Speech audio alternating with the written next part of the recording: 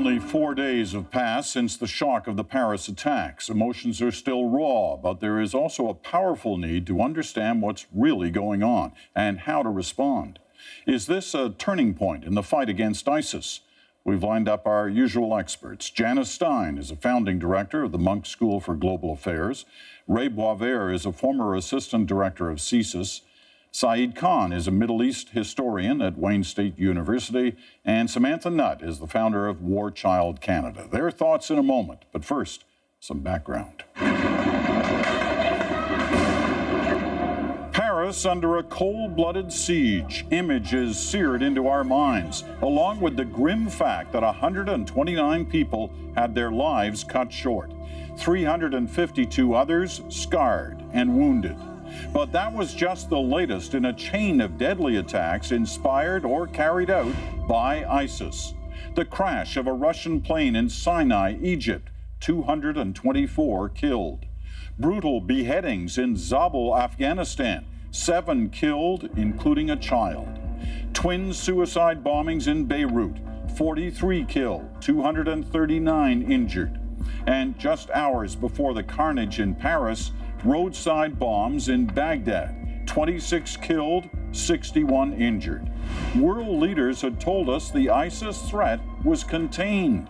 Our goal has been first to contain, and we have contained them. Those claims now ring hollow, even as we're told how much worse it could have been. Britain says it thwarted 7 terror attempts in the last 2 weeks.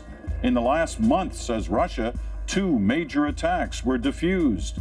The U.S. says it has intensified the monitoring of hundreds of suspected ISIS supporters.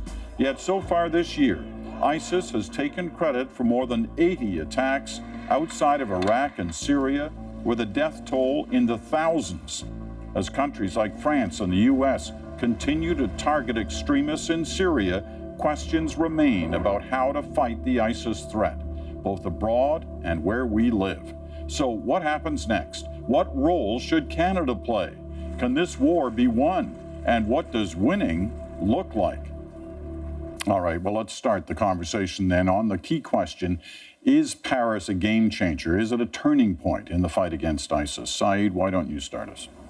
I think it is definitely a turning point and a game changer, Peter, both for the scale and the level of sophistication. It's also important to recognize here that ISIS has now a reach into Western targets, Western capitals, and is in fact employing local or homegrown extremists as opposed to foreign or imported actors.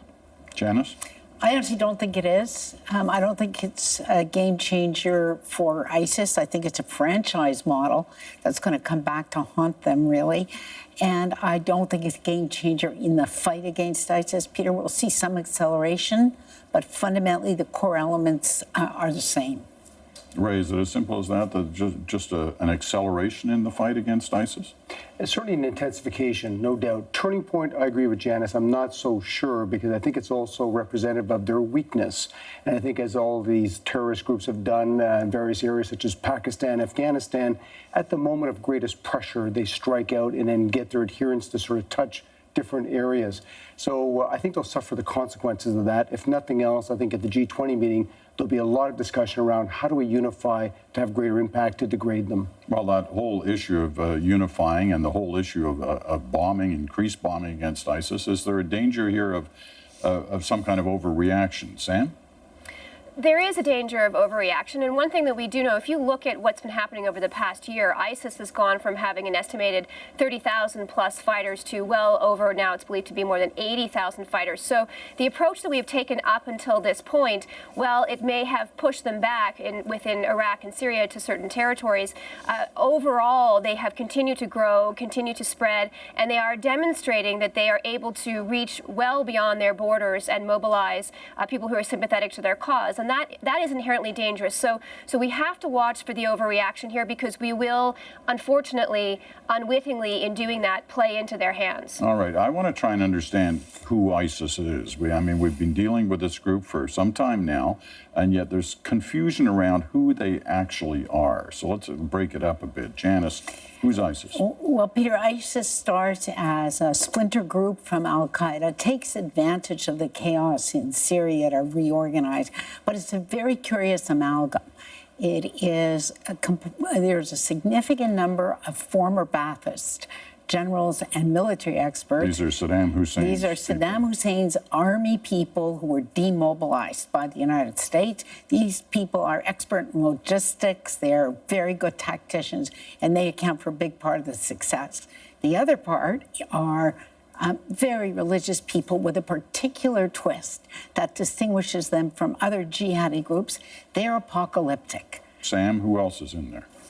Well, as Janice says, it is certainly a hodgepodge of very violent actors here, but we also have to look beyond that sort of higher echelon and look at some of the young people who are joining these movements. If you look at the recent attacks in Paris, the young people in their 20s who were French nationals who made choices to go over into Syria to take on this conflict and to wage war against their home country, against the West. And we are seeing this right across the Western world. We are seeing young people who are expressing sympathy for the ISIS cause, but we're seeing that in other corners as well, and it's important to remember that we are seeing that in other pockets within Africa. We are also seeing it within Afghanistan, young people who are being recruited by ISIS.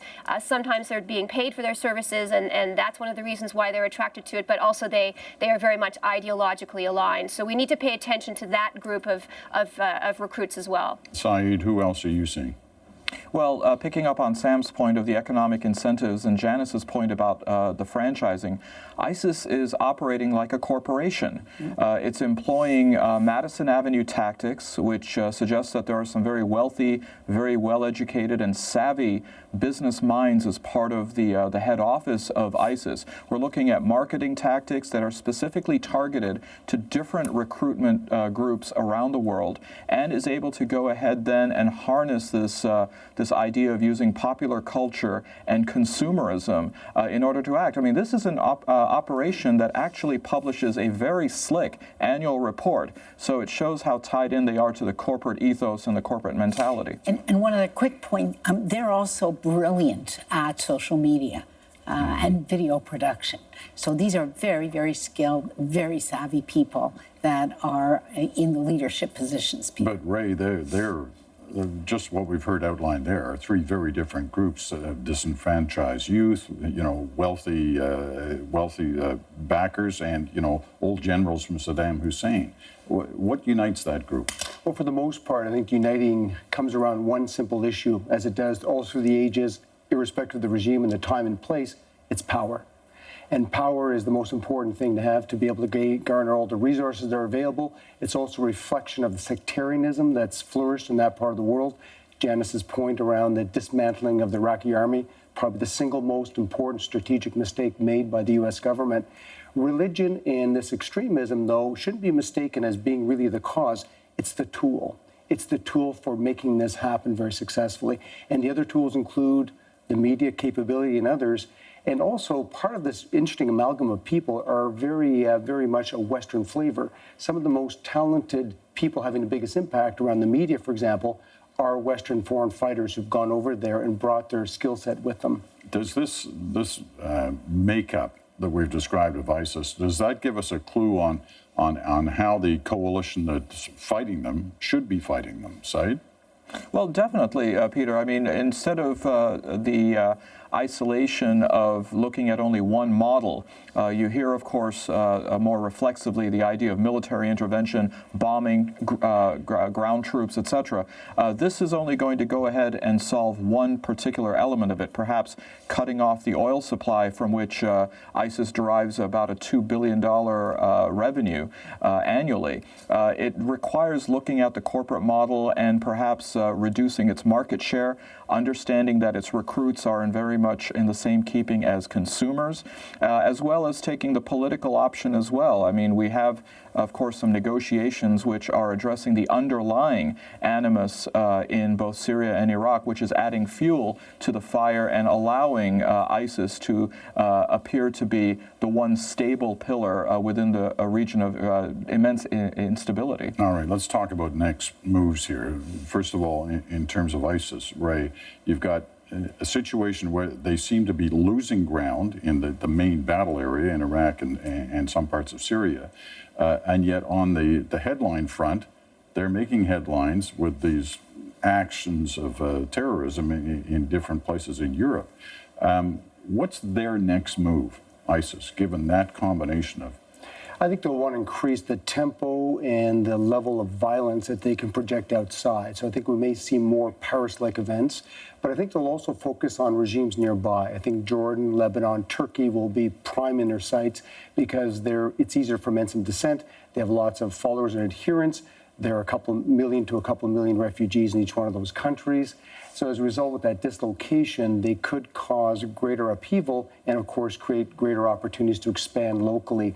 For now, though, they really need to get the pressure off because they are losing ground and they are suffering under these counterinsurgency and counterterrorism measures. Janice?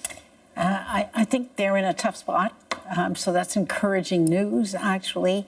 Tough spot because of the ground they're losing? That's right.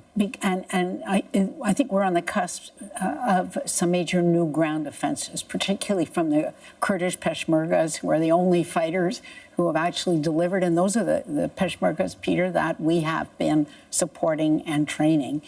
So they're truly in a tough spot. And when groups like this find themselves in a tough spot, that's exactly when they accelerate the violence, because the violence helps them recruit. And back to the money issue, sorry, as well. I think it's an important part. It's not just losing ground, it's losing that financial stability. Sure. And I think what Saeed was talking about, cutting off all those accesses, including selling antiquities and extortion, is having an impact because they do pay their fighters and they need money to operate, to govern with services.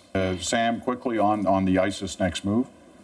Well, for ISIS, their goal is to ultimately keep on disrupting. The more that they can do that, the greater. There's a great propaganda value that exists in that to show their strength. And as they keep getting pushed back from within Iraq and Syria, they're going to keep branching out. There are other territories they can move into, develop a stronghold. Libya, for example, Afghanistan. There are many disaffected Taliban that are now joining ISIS. So there are many opportunities for them to grow. And I do disagree with some of the others. I think that while the geography that they're losing in Iraq and Syria are important, I think that we really, when it comes to the money and the opportunities that ISIS continues to have, we have to look beyond that region because their sights are beyond that region as well. So I think they're going to continue to try to make inroads, to try to grow their base, and to do that, unfortunately, in the most terrifying way possible, which has been their pattern. Okay, I'm going to have to take a break here in a moment, but Saeed, give us a sense in terms of the West, the coalition fighting ISIS. What's their next move?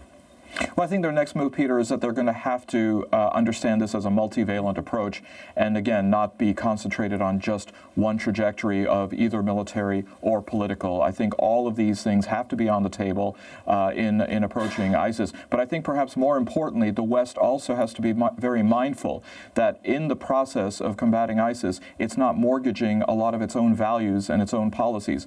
The fact that the EU, one of its hallmark features, is having open borders, and now this is being something that is challenged and debated. Or, for example, President Hollande looking to amend the Constitution to allow for greater and expanded police powers. This is falling right into the hands of ISIS to the point where the West is mutating itself as a result of ISIS actions. Ray, briefly on the West. Well, good point. I think ultimately putting boots in the ground, despite the heated discussions are probably happening at G20 and everybody feeling a little still, although there's been some success, we're still not able to ground it out and defeat ISIS. There'll be, I think, the next possible best moves for us are increasing the tempo around deployments of special forces, more training on the ground. The Peshmergas are, in fact, the most viable force. Other options have all died off. The question of accommodating Iran, Hezbollah, and also the issue of Russia has to be accommodated and discussed and sorted out. I welcome that reluctantly myself from my perspective. And Saeed's right on. I think if we overplay our hand, especially domestically, it'll be counterproductive because, of course, that'll just be an affirmation for the ideology that the Kafirs really do hate us and they're persecuting us and you must leave. All right, we got to take that short break I was talking about, but when we come back, the key question. What is winning? What does winning look like?